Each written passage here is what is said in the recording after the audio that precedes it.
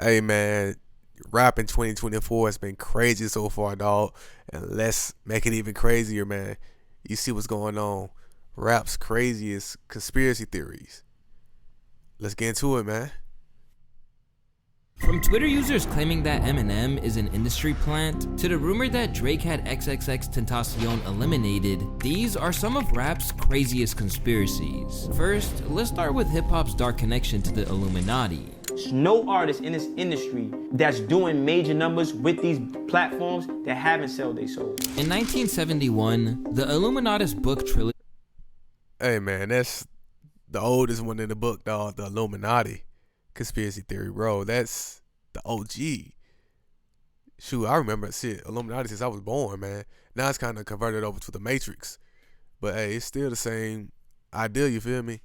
Would be released reminding the world of the existence of the Illuminati, a secret organization comprised of the rich and powerful of the society seeking to control the world. The books were fictional adaptations but were mixed in with enough truth to make it seem somewhat believable. However, by 1995, the Illuminati would make their first appearance in hip-hop through the rapper Prodigy and his line from I Shot Ya, saying, Illuminati want my mind, soul, and my body. Secret society, trying to keep their arms. This simple line was dished out in the middle of a triangle of beef involving Tupac, Prodigy, and Keith Murray. Unsurprisingly, the Illuminati rumors kicked off from there, since anything involving Tupac during that time spread like wildfire. It also didn't help that Tupac himself referenced the Illuminati in multiple songs. He even Hey, of course, you already know Illuminati.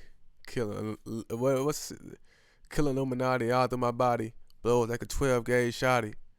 You feel me? Hey, that's the most famous one that I know.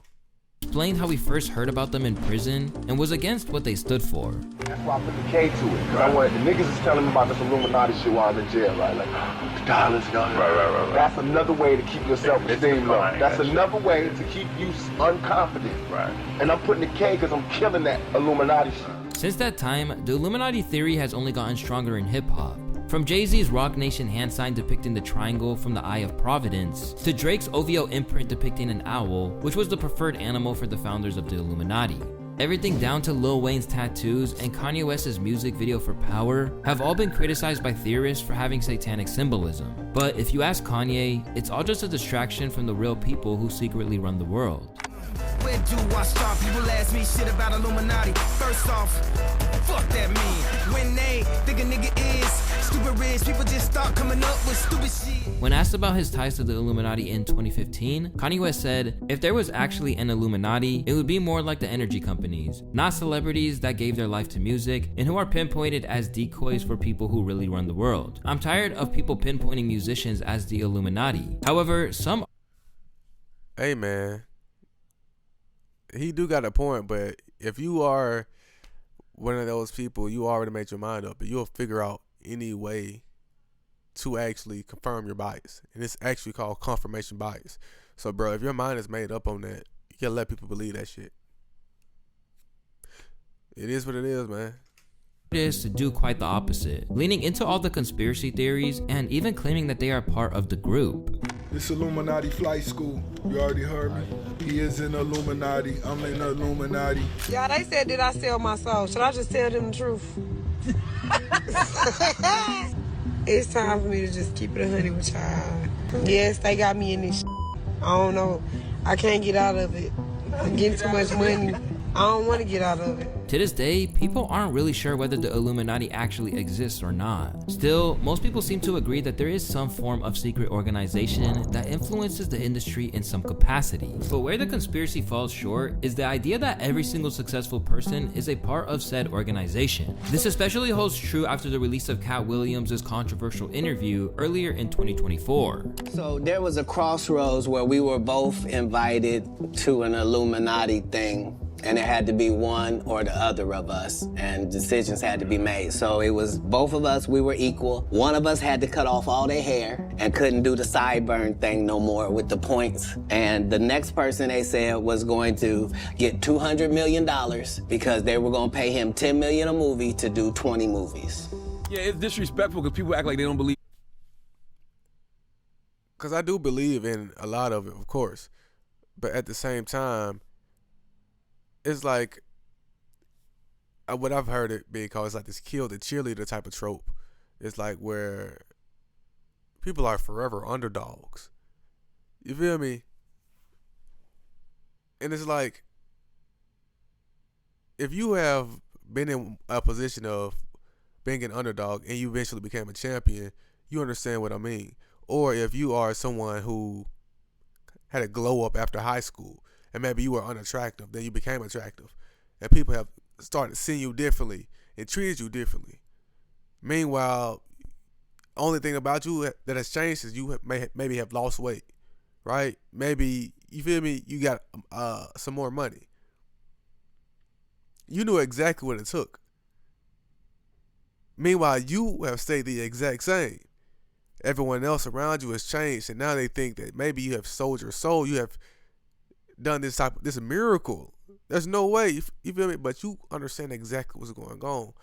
So it's really this paradigm shift of the people that believe in the magic and the magicians, right? So once you believe in the miracle, you will forever believe in the miracle, without understanding that once you start to add a formula to the miracle, then it becomes science, right? And in my perspective, it's really just based off the ego. If you're continuing to believe in the miracle, that just means that you just don't respect that somebody else could be potentially just smarter than you. Somebody could just be better than you at certain shit. Doesn't always have to be some bippity boppity boo magical. You feel me? Just because you can't explain it doesn't mean that somebody else is not smart enough to explain it. Or at least in 100, 1,000 years, someone else will be able to explain it. You feel me? Doesn't mean it's Illuminati.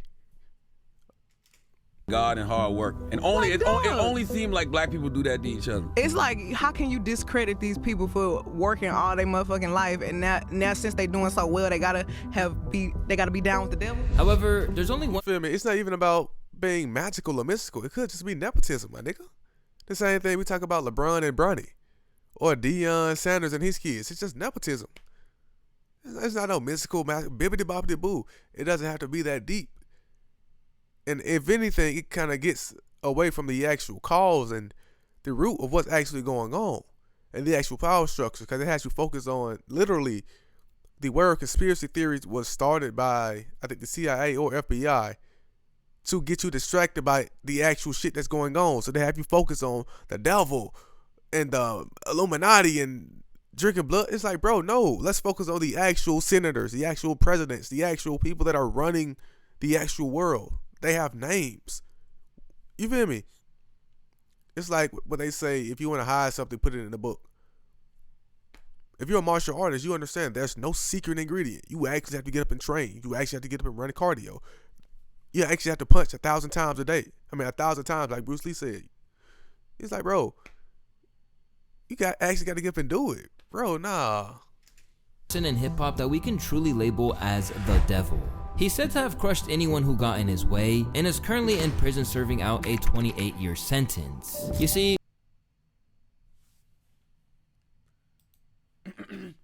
and that's exactly what I mean. If we just threw it up to the devil, then Suge Knight would not be in fucking prison. Well, he in prison for some other shit. But same thing with Diddy. It's like, bro, Diddy did that shit. It's not the fucking devil. It's Diddy. You feel me? It's not some mystical being.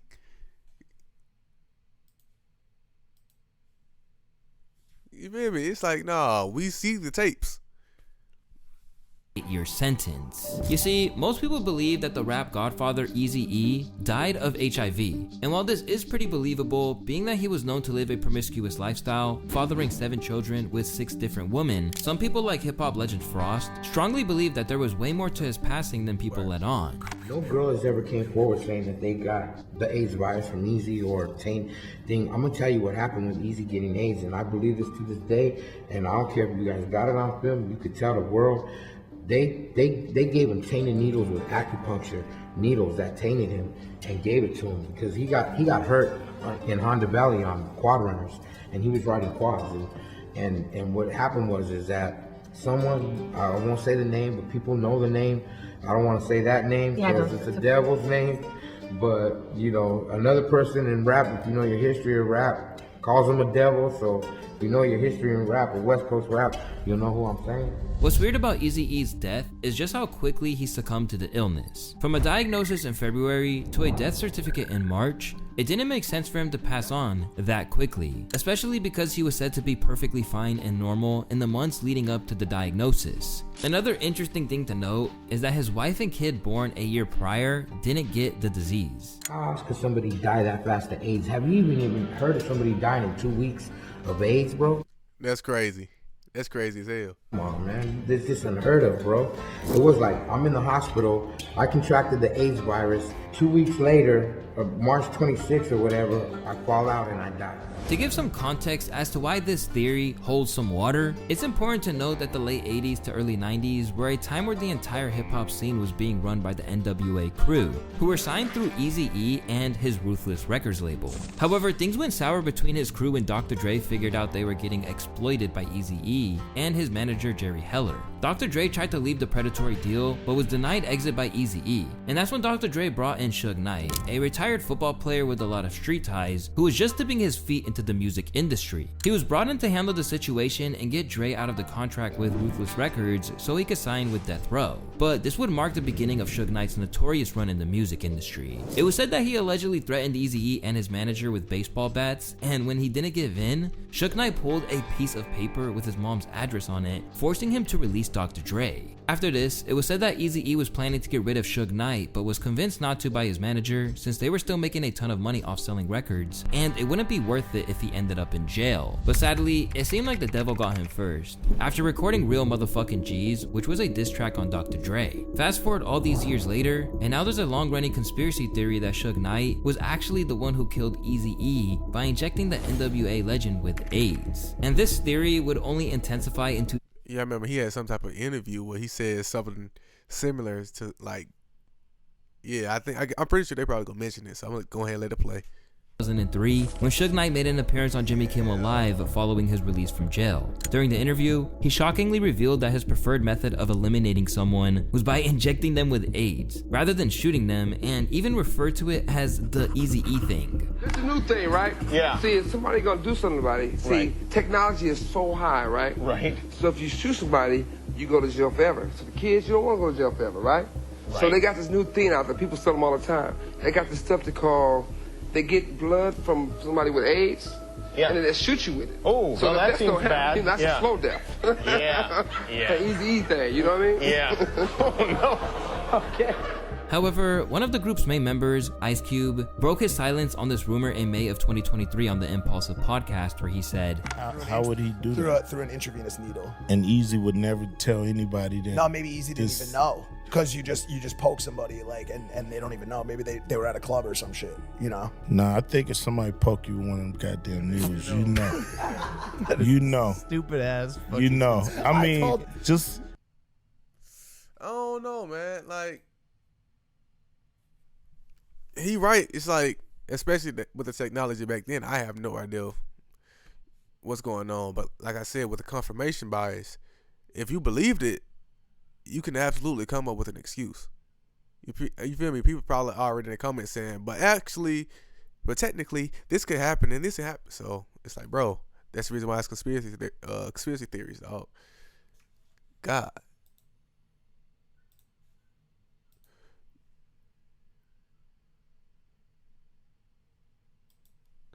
You know, I mean, just say this happened. Eazy would tell somebody, this motherfucker poked me with some shit. No, but it does happen. It does happen in clubs. Remember, Dylan, didn't it used to be a thing for a while where, like, people were doing that and, like, you might not even know. Now, if he was unconscious, and I don't know, you know, it's like, I don't know. It just sounds... crazy? If Eazy would have known he got poked, he would have said something. If he didn't know he got poked, then the conspiracy lives on. It wouldn't be a hip-hop conspiracy video if we didn't talk about one of the most controversial artists to ever emerge from the genre. As Eminem rapidly began dominating hip-hop since he teamed up with Dr. Dre and Jimmy Iovine in 1997, some people believe that his placement in the game was orchestrated by the elites. And instead of him making it to the top through his lyricism or song-making abilities, the white rapper from Detroit, Michigan became one of the earliest examples of industry plants infiltrating the music scene. According to Wikipedia, the term industry plant commonly refers to musicians who quickly find success regardless of skill or merit, and purposely describe themselves as self-made and independent despite being heavily supported by a record label or having other resources and connections to the music industry that they intentionally hide, while also being more focused on business than artistic expression. If you've listened to Eminem for any period of time, you would immediately be able to tell that none of these terms could be used to describe Eminem. While it might seem like he had a quick rise to fame because of the Dr. Dre cosign, people fail to mention the years he spent on the battle rap scene, scrapping by for any opportunity he could get. Great can come from anywhere. It's not even that.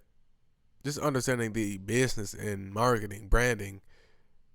You feel me? It's like, it makes sense, dog. Just from a perspective, like even Eminem talks about this, just being the white Elvis. You feel me? For a second, he was like the hip hop Elvis, but at the exact same time, it made it a lot easier for him to be in that position because not only was he white, but he also had the exact same talent as everybody else. You feel me? So he had the skill level, and he had the relatability, the marketability. Like, he was more about class more than actual race. So he was speaking to a lower middle class white people. You feel me? Because the elites, they didn't fuck with Eminem at all. Like, the white elites didn't fuck with Eminem at all. He was more speaking to like the rednecks, the working class. Like he said, Detroit, working in factories, that type of blue collar type of hard work. So like, it was less about race. It's more classism mixed in with the race. It's more of a hybrid. You feel me? So that helped a lot, bro. Like, if Eminem came from a elite society, like, we would not accept Eminem. We only accept Eminem because we can relate because he's lower middle class. That's it. When the intern in my office says to me, I saw this guy at the rap battle last night. I said, if you get me a CD, I will give it to Dre. I would go to Jimmy's house and have listening sessions. He was trying to help me figure out where I was gonna go with my music. And he would take me down to his garage. There was cassette tapes everywhere. And I remember him picking up this cassette tape. He pops this in. And I was like, what the fuck? And who the fuck is that? Rewind that, play that again. It's no surprise that industry greats like 50 Cent always seem to come to M's defense whenever people cast doubt on him because of his race. Hip-hop is black music, without question. And unfortunately for some people, it's tough to accept that you got a white artist that does it better than black artists. It is what it is. You know, and you could put either one, you could get whoever you feel like is the best black artist and stand them face to face in a room with them, and he will eat that alive. Right now, if you had them prepare themselves in whatever way they would have to prepare themselves to come to battle, and I bet what I have, everything I have. But this doesn't stop people like Lord Jamar from trying to discredit Eminem's entire career whenever he's in front of the camera. And at the end of the day, a lot of their success comes from the machine's bias towards their skin color. And they have to know that and realize that. Don't let your fucking sales fool you, because sales have nothing to do with how good you are. That's just how sellable you are. That's just, you're easy to sell. That doesn't mean you're quality. However, Eminem has propagated a few conspiracies on his own. In his viral 2018 MGK diss track, Eminem spits, "Bakels, the day you put out a hit is the day that Diddy admits that he put out the hit that got Pac killed." Although he claimed his bar was just a joke at the end of the song, the seeds were already planted and hey, that's another big one, dog. Diddy and a got few people of them. talking about the mysterious murder of Tupac Shakur. You see, Tupac and Suge Knight had been in beef with Diddy of Bad Boy Records, which involved a lot of gang violence between the two camps. So when Tupac died in 1996, a lot of fingers were pointed towards Diddy as one of the prime suspects. At the time, there wasn't any proof of evidence tying Diddy to the crime, but as the years went by, with more and more people piecing together the story, a documentary would be released claiming that Diddy was responsible for the crime. When he discussed the documentary on The Breakfast Club, his response only fueled further suspicions. Now, it was this documentary that claimed, which we know wasn't true. Yeah, check this out. We don't talk about things that are nonsense. We don't even entertain nonsense, my brother. So we're not even going to go there, with all due respect, but I appreciate you as a journalist asking. Thank you. Because you listen, 7 years ago, I'd have been like, yo, did you hire somebody to kill Pac? But no, you do it like a journalist. Yeah, no, I mean, we wouldn't even get into nonsense like that.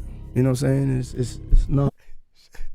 Charlamagne, sneaky motherfucker, boy. Charlamagne knew exactly what he was doing. This reaction from Diddy got people saying stuff like this in the comments. I've only done 1 year of psychology class and I can tell something isn't right. I've been around many liars in my lifetime. Puff lying. Body language speaks volumes. Fast forward to 2024, and there's no need to ponder anymore. As with all the new information coming to light about Diddy's many crimes and the alleged killer of Tupac's name dropping Diddy, it's pretty safe to say that Diddy was involved in some capacity. Keffe D is now charged with ordering Tupac Shakur's murder. Keffe D told the cops years ago that Combs offered $1 million to anyone willing to kill Tupac Shakur and Death Row Records CEO Suge Knight. It's important to note that Sean Combs has never... Damn, I ain't hear about that part. I knew what's called Keffe D was arrested, but I ain't hear about like the Puff involvement. I kept hearing like the conspiracy theory shit. But I'm glad I'm watching this video, man. God damn, he put me on game. Like, this crazy, like, Diddy, he already going down for a lot of shit, but just the snowball effect for Diddy, man. Fuck that nigga. That nigga. The devil. You're gonna go ahead and pick your... It's important to note that Sean Combs has never ever been charged in connection to Tupac Shakur's death, but his name came up many times in the grand jury testimony that led to Keffe D being charged. The night that Tupac Shakur was killed, a witness testified that Eric Zip Martin, an associate of Sean Combs, gave Keffe D the gun the night that Tupac was shot. While that mystery can be said to be solved, the fans of the deceased rapper XXXTentacion proposed another conspiracy theory involving Drake. The theory that Drake killed XXXTentacion didn't just come out of nowhere. In fact, Drake and X had been involved in the beef since Drake's hit song KMT came out, which X claimed was a copy of his flow of his hit song Look at Me, while the young rapper was in prison. And believe it or not, this is a claim that a lot of people seem to agree with. Drake hit up a... Hell yeah. Yeah, man, if you have ears, man, come on, dog. You feel me? Yeah, Drake, man, he been doing this shit. Like, this is what Kendrick was talking about with the colonizer shit. And this is the reason why X, his father came out in support of Kendrick. It's like, bro, Drake been on that timing. That I fuck with. And bruh told me, he was like, yo, the nigga Drake, watch your interview. He said he fuck with you. He saying he go call your manager within the next few days. Okay. So I'm amped up. Nigga, I fuck with Drake. Yeah. You feel me? Drake a genius. Initially, he was supposed to contact one of my managers. You feel me? And that's another thing. A lot of Drake fans would say, well, look, he said Drake's a genius. Of course, we never deny his talent. We just say he's a fake ass nigga. He's a sneaky snake. Like, he's a fake. You feel me? It's not that his music isn't, you feel me? Like Kendrick said, we like Drake with the melodies. Bro, it's like, come on. So he doesn't do it. That same fucking week, bro. Okay. Demon just got out. I gave my bro an advance. Love is just not in my plan. I hear da-da-da-da-da-da-da. I'm like, what the fuck? Bro, you could take his verse, like they did a mashup. I like bitch, you was your mess. Ayy, can't keep my dick in my pants. Ayy. The cadence is literally just at the same tempo. It's not offbeat at all. Now, it's important to note that X's flow on Look at Me is also very similar to Lil Uzi's song Super Saiyan Trunks, which was many months earlier before Look at Me. So it's not valid to say the flow was copied if he might have copied it from someone else as well. Anyways, things would heat up between them as X would now begin to mention Drake's mother and trash Drake for his fake accents. But Drake did not engage with any of the provocations. Hey, tell Drake, mom, I want some tapioca pudding. Hey, tell this pussy nigga Drake, stop speaking patois. You are not Jamaican. I'm a real fucking Jamaican. I'm from fucking Kingston. All of my family is from Kingston. Stop stealing my people's culture. However, Drake's homie 600 Breezy from Chicago would get involved in the beef, which is now the main piece of evidence people are using to tie Drake to X's death. Anytime I asked my homie, can I get on somebody's ass, he always say no, and this time he just gave me a shrug, like it's whatever, because he tweaked. Which X responded saying, I got a couple niggas that'll knock you off in your own city.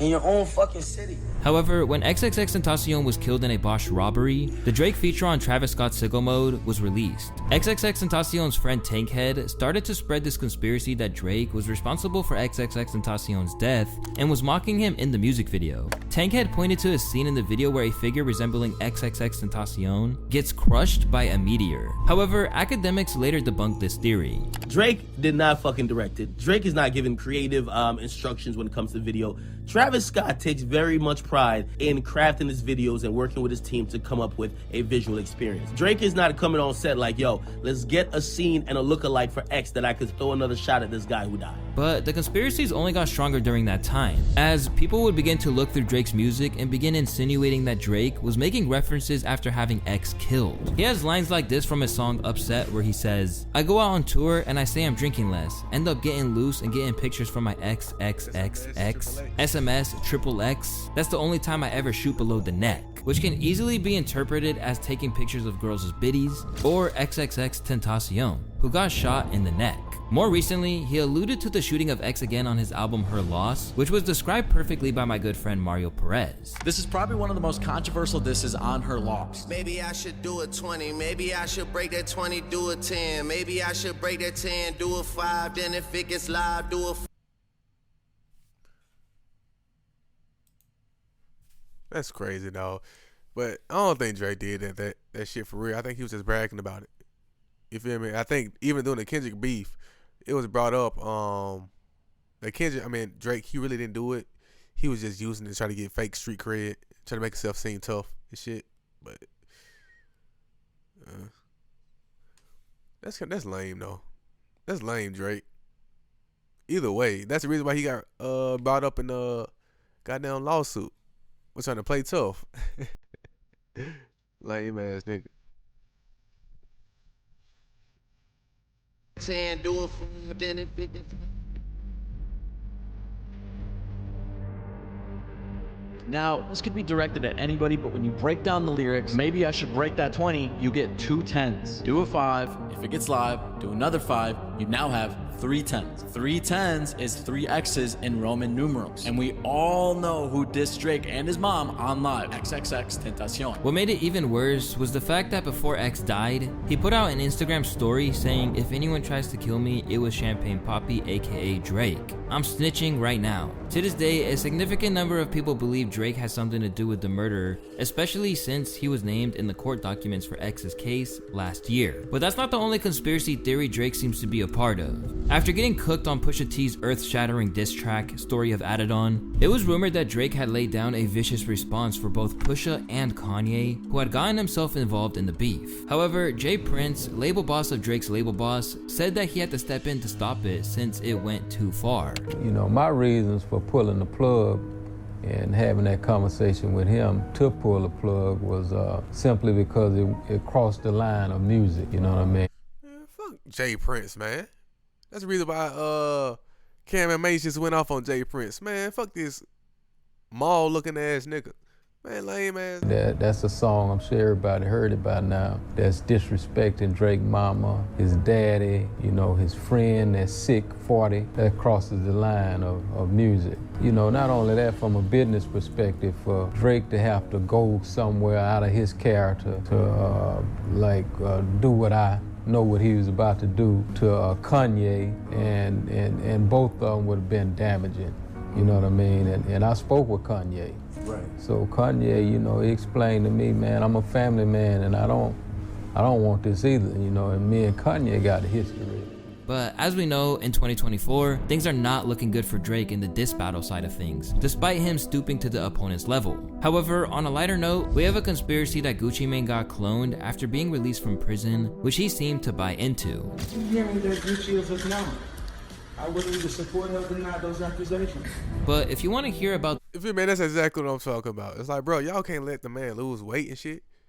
You feel me? It's like when they say that aliens must have helped with the pyramids. Like, human beings are not smart enough to build those pyramids. It's almost disrespectful to God in a sense. It's like if God is almighty, then God's creations are almighty. We will be smart enough to build the pyramids. Our bodies are amazing. Our minds are amazing. We can do some amazing shit. You feel me?